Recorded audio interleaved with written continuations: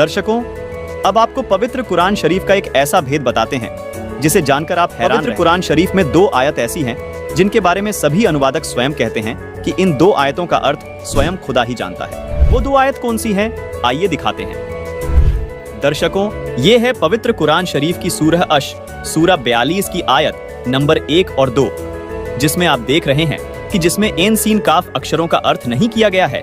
आइए इसे विस्तार से समझाते हैं। एन अरबी भाषा की वर्णमाला का अक्षर है जो देवनागरी यानी हिंदी वर्णमाला का अ अक्षर है। सीन अरबी भाषा की वर्णमाला का अक्षर है जो देवनागरी हिंदी भाषा का स अक्षर है। इसी तरह काफ भी अरबी वर्णमाला का अक्षर है जो देवनागरी हिंदी वर्णमाला का क अक्षर है। दर्शकों, यहाँ रहस्य की बात यह है कि जो गीता अध्याय 17 श्लोक 23 में परम अक्षर ब्रह्म यानी पूर्ण परमात्मा को पाने के जो ओम तत् सत मंत्र बताए हैं, उनके वास्तविक मंत्र के प्रथम अक्षर का संकेत है। जैसे ओम का पहला अक्षर अ है, कुरान शरीफ में इसी ओम को एन कहा है, यानी यह एन अक्षर ओम का कोड वर्ड है। इसी प्रकार जो तत् नाम है उसका वास्तविक मंत्र सोहम है, जिसको कुरान शरीफ में सीन कहा गया है, यानी स अक्षर सोहम शब्द का प्रथम अक्षर है जो कुरान शरीफ में लिखे सीन अक्षर का कोड वर्ड है। इसी प्रकार कुरान शरीफ में बताया गया काफ मंत्र गीता में बताए गए तीसरे सत मंत्र के वास्तविक मंत्र का पहला अक्षर है जो कोड वर्ड है।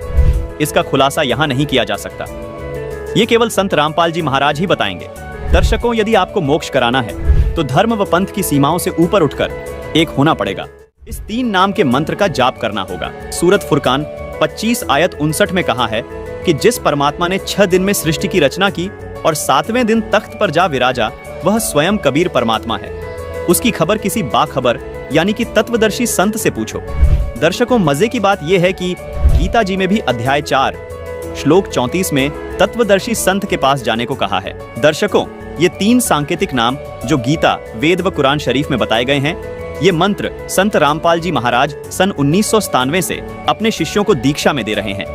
एक और आश्चर्य की बात यह है दर्शकों, पवित्र कुरान शरीफ की सब आयतों का अर्थ अनुवादकों ने किया, परंतु सूरा अश सूरा 42 की आयत नंबर 1 और 2 का अर्थ किसी भी अनुवादक ने नहीं किया है।